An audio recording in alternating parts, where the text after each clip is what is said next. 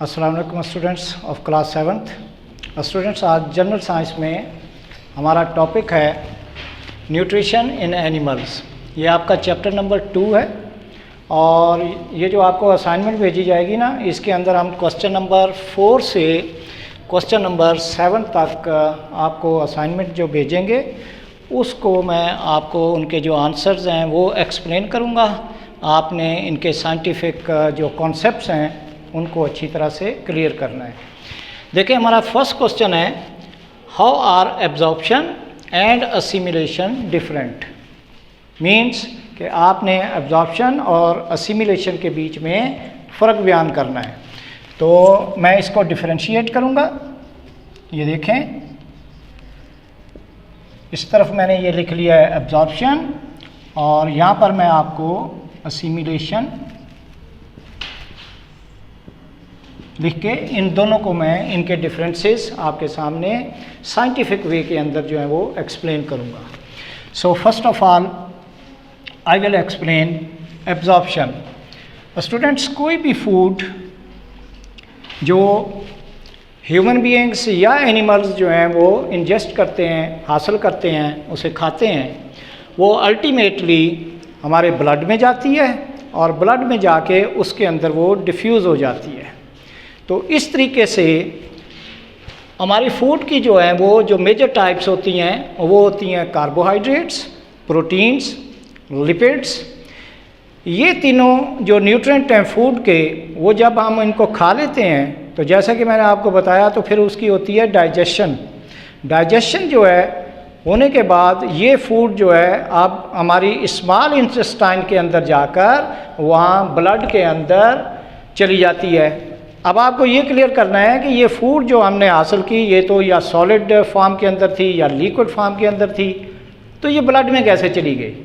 तो वो प्रोसेस जो होगा डिफ्यूजन का, तो वहाँ पर जो है वो ब्लड कैपिलरीज का एक नेटवर्क होता है उन विलाई के ऊपर।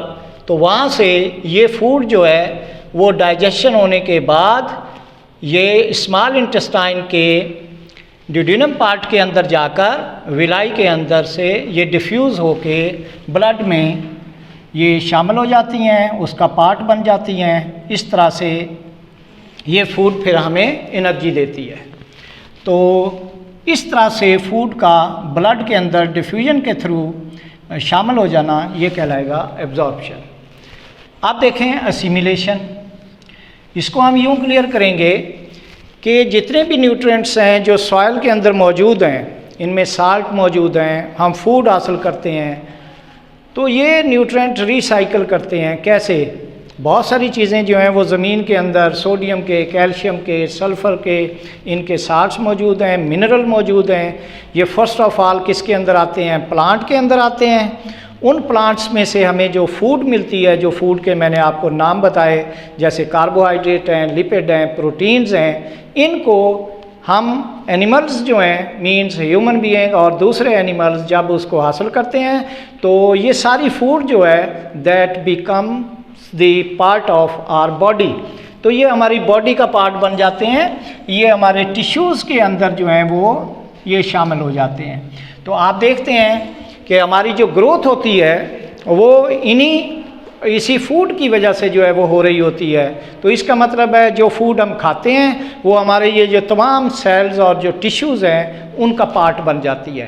तो ये डायरेक्ट तो नहीं आ सकती, लेकिन हमें ये एनिमल से हासिल हो रही होती है। तो इस तरह से कार्बन, नाइट्रोजन, ये सोडियम, ये फास्फोरस, ये तमाम चीज़ें जो हैं वो ज़मीन से हासिल होकर पहले प्लांट में आएंगी। ये प्लांट का पार्ट बनने के बाद फिर उनको एनिमल्स हासिल करते हैं। मिसाल के तौर पर आप मिल्क यूज़ करते हो, एग यूज़ करते हो। तो ये तमाम चीज़ें जो हैं वो प्लांट से गुज़रती हुई हम एनिमल्स जो हैं जब इसको हासिल करते हैं तो ये हमारी बॉडी का पार्ट बन जाते हैं।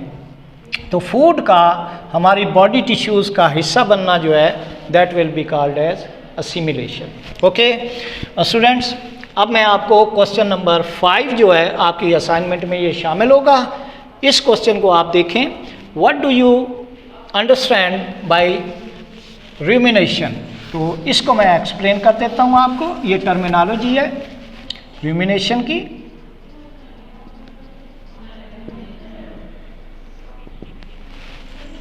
ये जो बड़े एनिमल्स हैं, मैमल्स हैं, इनके अंदर ये प्रोसेस जो है वो आमतौर पर देखा जाता है, जैसे काऊ है, बुफेलो है, ये चीज़ें। ये जब इनका जो मोड ऑफ न्यूट्रिशन है, इंजेक्शन का प्रोसेस जो है, ये फूड को हासिल करते हैं, तो ये ज़रूरी नहीं कि हम इंसानों की तरह के इन्होंने फूड खाई फिर उसकी अच्छी तरह से हम च्यूइंग करते हैं और उसके बाद हम उसको अपने स्टमक में ले जाते हैं। लेकिन याद रखिएगा, इस तरह के ये जो एनिमल्स हैं, ये फूड को जस्ट बस खाते चले जाते हैं, उसको अपने स्टमक में ले जाते हैं और पार्शली डाइजेस्ट करते हैं, मुकम्मल तौर पर उसको डाइजेस्ट नहीं करते।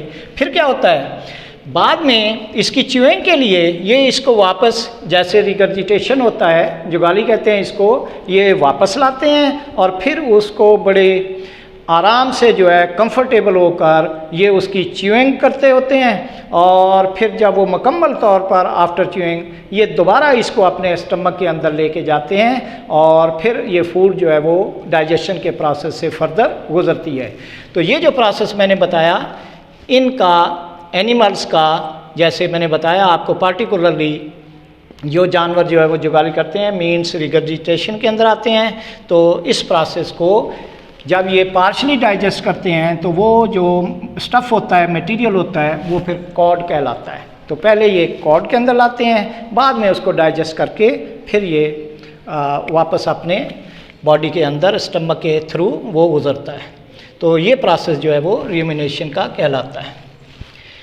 Now students, we will explain question number 6।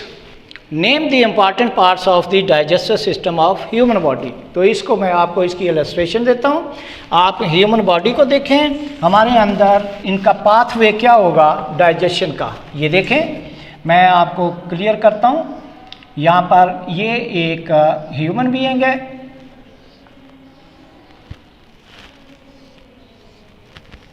इसके अंदर यहाँ से फूड जो है वो ली जाएगी। इसके लिए जो हिस्सा आपका यहाँ पर सबसे पहले इसमें आएगा वो ओरल कैविटी का है। तो फर्स्ट पार्ट जो आप इसमें मेंशन करेंगे वो होगा ओरल कैविटी, ठीक है। ये एक स्पेस होती है जिसको आप ओरल कैविटी कहते हैं। यहाँ से ये फूड जो है ये मुकम्मल इसकी यहाँ पर इसमें सलाइवा, जॉज, टीथ, ये तमाम चीज़ें इसके अंदर अपना रोल प्ले करती हैं और ये फूड जो है वो यहाँ से जब ये गुजरने लगती है यहाँ पर, इसको इस सूरत के अंदर फूड की शक्ल जो है उसको कहते हैं बोलस। तो ये एसोफेगस के थ्रू जो है वो यहाँ से फूड आगे बढ़ती है। अब ये ट्रैकिया वगैरह जो है ये यहाँ से फूड पाइप के ज़रिए से यहाँ से गुजरते हुए ये फूड जो है वो यहाँ से आके ये इसमें ये यहाँ पे आती है।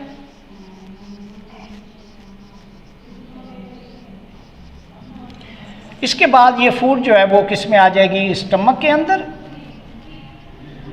स्टमक से ये स्मॉल इंटेस्टाइन के अंदर जाती है ये फूड और फिर ये लार्ज इंटेस्टाइन के अंदर आ जाती है।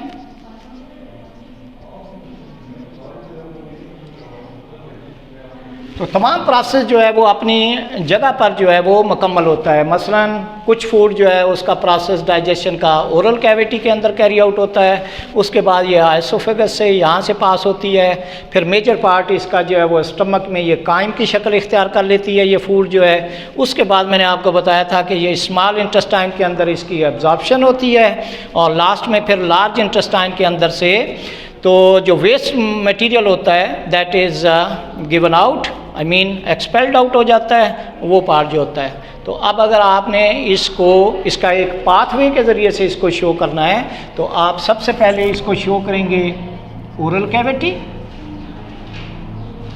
ओरल कैविटी से ये आएगी फेरिंक्स के अंदर, मीन्स एसोफेगस। इसके बाद आप लेंगे स्टमक। स्टमक से ये स्मॉल इंटेस्टाइन और फिर लार्ज इंटेस्टाइन।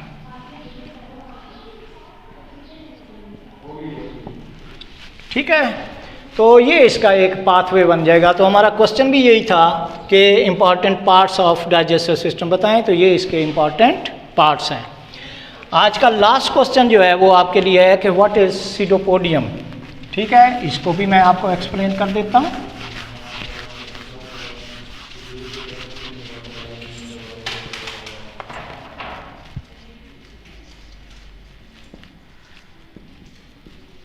स्टूडेंट्स, सीडोपोडियम जो है ये पार्ट है हमारे लिए अमीबा का।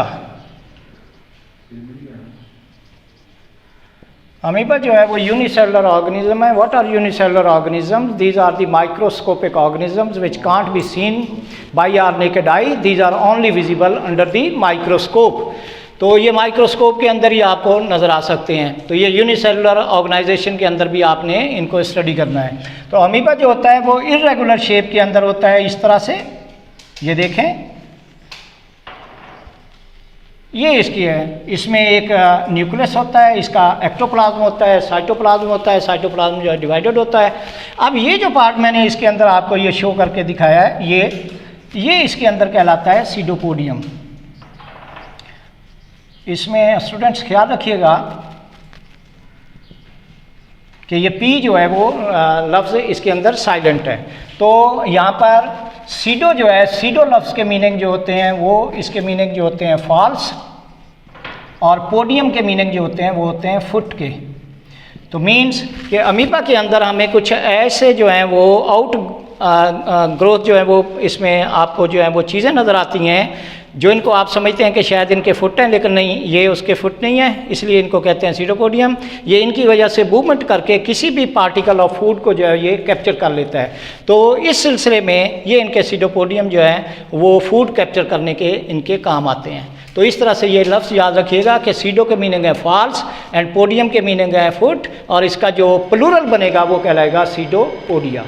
तो ये स्टूडेंट आपको जो असाइनमेंट मिलेगी ना, उसके मैंने तमाम क्वेश्चन जो हैं वो आपको एक्सप्लेन कर दिए हैं। उम्मीद है आपके तमाम कॉन्सेप्ट इसमें क्लियर हो जाएंगे। Thank you very much.